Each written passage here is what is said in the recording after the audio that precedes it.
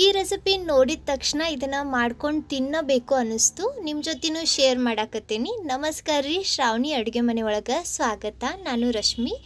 ಈ ರೆಸಿಪಿ ನೀವು ಒಂದ್ಸತಿ ಮಾಡ್ಕೊಂಡು ತಿಂದ್ರೆ ಮತ್ತೆ ಮಾಡ್ಕೊಂಡು ತಿಂತೀರಿ, ಅಷ್ಟು ರುಚಿ ಆಕತಿ. ಜಾಸ್ತಿ ತಡ ಮಾಡೋದು ಬೇಡ. ಈ ಪದಾರ್ಥ ಹೆಂಗೆ ತಯಾರಿಸೋದು ಅಂತ ತೋರಿಸ್ಕೊಡ್ತೇನೆ ಬರ್ರಿ.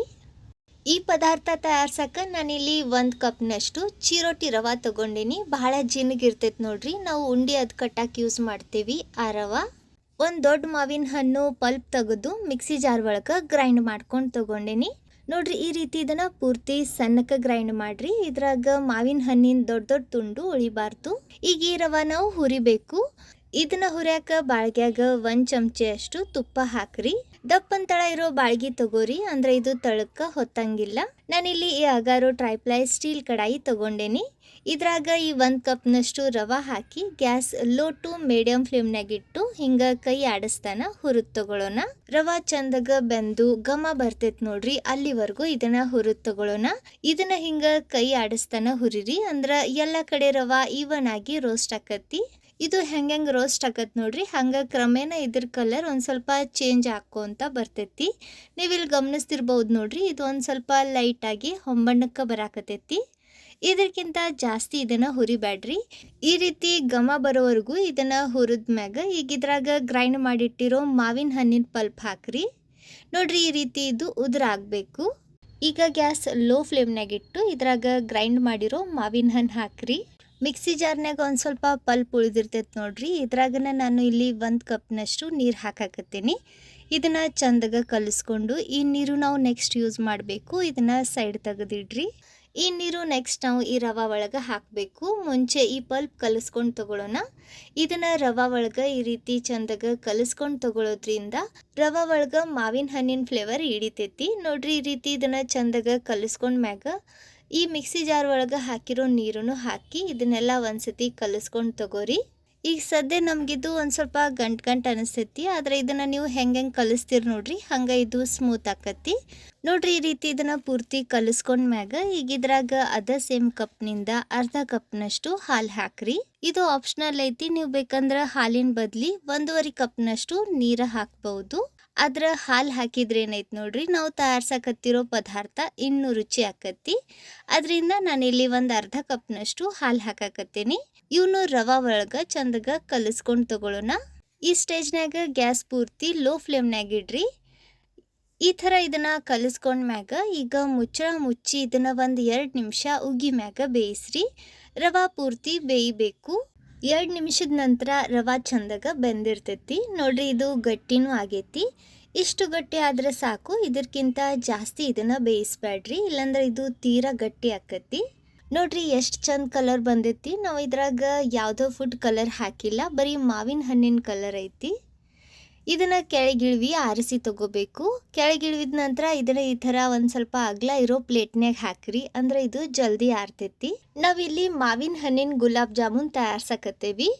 ಈಗ ಜಾಮೂನ್ಗೆ ಪಾಕ ರೆಡಿ ಮಾಡ್ಕೊಂಡು ತಗೊಳ್ಳೋಣ. ಇದ್ರಾಗ 2 ಕಪ್ನಷ್ಟು ನೀರು ಹಾಕಿ 1 ಕಪ್ ಸಕ್ಕರೆ ಹಾಕಿ ಇದನ್ನು ಕರಗಿಸ್ಕೊಂಡು ತಗೊಳ್ಳೋಣ. ನಾವು ಯಾವ ಕಪ್ನಿಂದ ರವೆ ಅಳತಿ ಮಾಡಿದ್ವಿ ನೋಡ್ರಿ, ಅದೇ ಸೇಮ್ ಕಪ್ನಿಂದ 1 ಕಪ್ನಷ್ಟು ಸಕ್ಕರೆ ಹಾಕ್ರಿ. ಗ್ಯಾಸ್ ಹೈ ಫ್ಲೇಮ್ನಾಗ ಇಟ್ಟು ಇದನ್ನು ಕರಗಿಸ್ಕೊಂಡು ತಗೊಳ್ಳೋಣ. ನಾನು ಇದ್ರಾಗ ಜಾಸ್ತಿ ಸಕ್ಕರೆ ಹಾಕಿಲ್ಲ, ಯಾಕಂದರೆ ಇದ್ರಾಗ ನಾವು ಮಾವಿನ ಹಣ್ಣು ಹಾಕೇವಿ. ಮಾವಿನ ಹಣ್ಣು ಮುಂಚೆನ ಸಿಹಿ ಇರ್ತೈತಿ, ಅದರಿಂದ 1 ಕಪ್ನಷ್ಟು ಸಕ್ಕರೆ ಪರ್ಫೆಕ್ಟ್ ಅಳತೆ ಐತಿ. ನೀವು ಯಾವತ್ತಾದರೂ ಮಾವಿನ ಹಣ್ಣಿನ ಪಲ್ಪ್ ಹಾಕಿ ಈ ರೀತಿ ಗುಲಾಬ್ ಜಾಮೂನ್ ಮಾಡಿದ್ದೀರಾ? ಇಲ್ಲ ಅಂದ್ರೆ ಒಮ್ಮೆನಾದರೂ ಟ್ರೈ ಮಾಡಿರಿ, ಭಾಳ ರುಚಿ ಆಕ್ಕವು. ಖಂಡಿತ ನಿಮ್ಗೆ ಇಷ್ಟ ಆಕ್ಕವು. ಮತ್ತು ಈಗಂತರೂ ಮಾವಿನ ಹಣ್ಣಿನ ಸೀಸನ್ ಐತಿ. ಮಾವಿನ ಹಣ್ಣಿನಿಂದ ತಯಾರಿಸುವಂಥ ಬಹಳಷ್ಟು ರೆಸಿಪೀಸ್ ನಾನು ಇದಕ್ಕೂ ಮುಂಚೆನೂ ನಿಮ್ಮ ಜೊತೆ ಶೇರ್ ಮಾಡೀನಿ. ನೀವಿನ್ನೂ ಆ ರೆಸಿಪೀಸ್ ನೋಡಿಲ್ಲ ಅಂದ್ರೆ ಡಿಸ್ಕ್ರಿಪ್ಷನ್ಯಾಗ ಲಿಂಕ್ ಕೊಟ್ಟಿರ್ತೀನಿ, ಮತ್ತು ಮ್ಯಾಗ ಐ ಬಟನ್ಯಾಗೂ ಇರ್ತೈತಿ, ಖಂಡಿತ ಚೆಕ್ ಮಾಡಿರಿ. ನೋಡ್ರಿ, ಇಲ್ಲಿ ಸಕ್ಕರೆ ಪೂರ್ತಿ ಕರಗಿ ಇದನ್ನು ನಾನು ಒಂದು ಅರ್ಧ ನಿಮಿಷ ಕುದಿಸ್ಕೊಂಡು ತೊಗೊಂಡಿನಿ. ಇದು ಆಲ್ಮೋಸ್ಟ್ ರೆಡಿ ಐತಿ. ಇದನ್ನು ಹೆಂಗೆ ಚೆಕ್ ಮಾಡೋದು ಅಂದ್ರೆ ನೋಡ್ರಿ, ಪಾಕ ಸೌಟ್ ಮ್ಯಾಗ ತೊಗೊಂಡು ಒಂದು ಸ್ವಲ್ಪ ಉಬ್ಬಿ ಆರಿಸಿ ಆಮ್ಯಾಗ 2 ಬೆರಳಿನ ನಡುವೆ ಹಿಂಗೆ ಇದನ್ನು ಚೆಕ್ ಮಾಡಿರಿ. ಇದು ಅಂಟಂಟು ಅನ್ನಿಸ್ಬೇಕು. ಇಷ್ಟು ಆದರೆ ಸಾಕು, ಇದು ರೆಡಿ ಐತಿ. ಈಗ ಲಾಸ್ಟಿಗೆ ಇದ್ರಾಗ 1 ಚಮಚೆ ಅಷ್ಟು ಏಲಕ್ಕಿ ಪುಡಿ ಹಾಕಿ ಕಲಿಸ್ಕೊಂಡು ತಗೊಳ್ಳೋಣ. ಏಲಕ್ಕಿ ಪುಡಿ ಈ ರೀತಿ ಲಾಸ್ಟಿಗೆನ ಹಾಕ್ರಿ, ಅಂದ್ರೆ ಇದ್ರ ಘಮ ಚಲೋ ಬರ್ತೈತಿ. ಗ್ಯಾಸ್ ಆಫ್ ಮಾಡಿ ಇದನ್ನ ಕೆಳಗಿಳಿವಿ ತಗೊಳ್ಳೋಣ. ಈ ಕಡೆ ನಾವು ಆರಕ್ಕಿಟ್ಟಿರೋ ರವಾ ಮಿಕ್ಸ್ಚರ್ನು ಪೂರ್ತಿ ಆರಿ ಡ್ರೈ ಆಗೈತಿ. ಆರಿದ್ಮ್ಯಾಗ ಇದು ಇನ್ನೊಂದು ಸ್ವಲ್ಪ ಗಟ್ಟಿ ಆಕತಿ. ಈಗ ಇದ್ರಾಗ 2 ಟೇಬಲ್ ಸ್ಪೂನ್ ಅಷ್ಟು ಮಿಲ್ಕ್ ಪೌಡರ್ ಹಾಕೋಣ. ಹಾಲಿನ ಪುಡಿ ಹಾಕೋದ್ರಿಂದ ಇದಕ್ಕೆ ಬೈಂಡಿಂಗ್ ಬರ್ತೈತಿ ಮತ್ತು ರುಚಿನೂ ಹೆಚ್ಚಾಕತಿ. ಅಗದಿ ನಾವು ಮಾರ್ಕೆಟ್ನಾಗ ಜಾಮೂನ್ ತರ್ತೇವೆ ನೋಡ್ರಿ, ಅದೇ ರೀತಿ ಬರ್ತವು. ಮಿಲ್ಕ್ ಪೌಡರ್ ಹಾಕಿದ್ಮ್ಯಾಗ ಇದನ್ನೆಲ್ಲ ಚಂದಾಗ ಕಲಿಸ್ಕೊಂಡು ಮಿದ್ದಿ ತಗೊಳ್ಳೋಣ. ಈ ರೀತಿ ಮಿದ್ದಿ ತಗೊಳ್ಳೋದ್ರಿಂದ ಜಾಮೂನ್ ಎಣ್ಣೆ ಒಳಗೆ ಹಾಕಿದಾಗ ಸೀಳಂಗಿಲ್ಲ. ಈ ಥರ ಇದನ್ನು ಒಂದು 2 ರಿಂದ 3 ನಿಮಿಷನಾದರೂ ಚಂದಾಗ ಮಿದ್ದಿ ತಗೋರಿ. ನೀವಿಲ್ಲಿ ಮಿಲ್ಕ್ ಪೌಡರ್ ಬದಲಿ ಖೋವಾನು ಹಾಕ್ಬೋದು. ನೋಡ್ರಿ, ಈ ಥರ ಇದನ್ನು ಮಿದ್ಕೊಂಡ್ಮ್ಯಾಗ ಈಗ ಕೈಗೆ ಒಂದು ಸ್ವಲ್ಪ ತುಪ್ಪ ಅಥವಾ ಎಣ್ಣೆ ಸವರ್ಕೊಂಡು ತಗೋರಿ. ಇದ್ರಾಗೇನು ಸ್ವಲ್ಪ ಮಿಕ್ಸ್ಚರ್ ತೊಗೊಂಡು ಬಾಲ್ಸ್ ರೆಡಿ ಮಾಡ್ಕೊಂಡು ತಗೊಳ್ಳೋಣ. ಇವನ್ನ ಒಂದು ಸ್ವಲ್ಪ ಸಣ್ಣ ಆಕಾರದಾಗನ ತಯಾರಿಸ್ರಿ, ಯಾಕಂದ್ರೆ ಇವನ್ನ ನಾವು ಎಣ್ಣೆಯಿಂದ ಕರೆದು ಪಾಕದಾಗ ಹಾಕ್ತೇವೆ ನೋಡ್ರಿ, ಆಗ ಇವು ಪಾಕ ಹೀರ್ಕೊಂಡು ಆಲ್ಮೋಸ್ಟ್ ಡಬಲ್ ಸೈಜ್ ಹಾಕವು. ಅದರಿಂದ ಈಗ ಇವನ್ನ ಒಂದು ಸ್ವಲ್ಪ ಸಣ್ಣ ಆಕಾರದಾಗನ ತಯಾರಿಸ್ರಿ. ನೋಡ್ರಿ, ಇದು ಎಲ್ಲ ಕಡೆ ಎಷ್ಟು ಸ್ಮೂತ್ ಬಂದೈತಿ, ಎಲ್ಲೂ ಸ್ವಲ್ಪನೂ ಸಿಡಿಲ್ಲ. ನಾವು ರವೆ ಚಂದಾಗ ಬೇಯಿಸಿ ಅದನ್ನು ಮಿತ್ಕೊಂಡು ತಗೊಳ್ಳೋದ್ರಿಂದ ಬಾಲ್ಸ್ ಏನದಾವ ನೋಡ್ರಿ, ಈ ರೀತಿ ಸ್ಮೂತ್ ಆಗೇನ ಬರ್ತವೆ, ಎಲ್ಲೂ ಸಿಡಂಗಿಲ್ಲ. ಇದೇ ರೀತಿ ಉಳಿದಿರೋ ಮಿಕ್ಸರ್ನಿಂದ ಎಲ್ಲ ಬಾಲ್ಸ್ ರೆಡಿ ಮಾಡ್ಕೊಂಡು ತಗೊಳ್ಳೋಣ. ನೀವು ಈ ರೆಸಿಪಿನ ಯಾವ ಊರಿಂದ ನೋಡಾಕತ್ತೀರಿ ಕಮೆಂಟ್ನಾಗ ತಿಳಿಸ್ರಿ.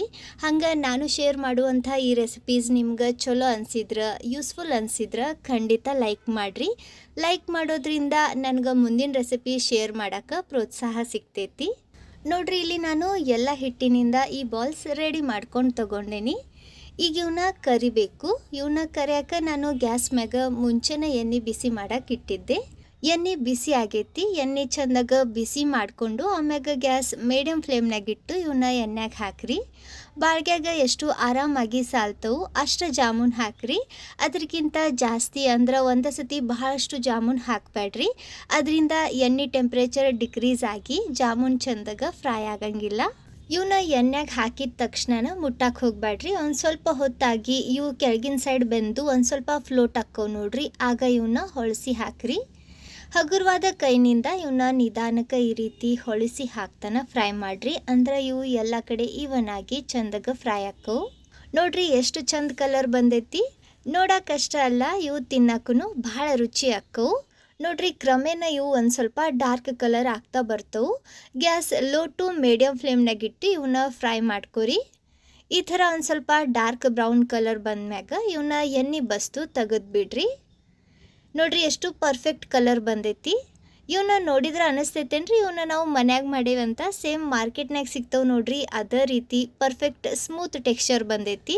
ಇದೇ ರೀತಿ ಉಳಿದಿರೋ ಎಲ್ಲ ಜಾಮೂನು ಫ್ರೈ ಮಾಡ್ಕೊಂಡು ತಗೊಳ್ಳೋಣ. ನಾವು ಮೊದಲನೇ ಬ್ಯಾಚ್ ಏನು ಫ್ರೈ ಮಾಡಿದ್ವಿ ನೋಡ್ರಿ, ಅವನ್ನ ಫ್ರೈ ಮಾಡಿದ ತಕ್ಷಣ ಪಾಕದಾಗ ಹಾಕ್ರಿ. ಇಲ್ಲಿ ಗಮನ ಇರಲಿ, ಪಾಕ ಉಗುರು ಬೆಚ್ಚಗಿರಬೇಕು. ಅಕಸ್ಮಾತ್ ಪಾಕ ಆರಿದ್ರೆ ಅದನ್ನು ಇನ್ನೊಂದು ಸ್ವಲ್ಪ ಬಿಸಿ ಮಾಡಿಕೊಂಡು ನಂತರನ ಅದ್ರಾಗ ಜಾಮೂನ್ ಹಾಕ್ರಿ.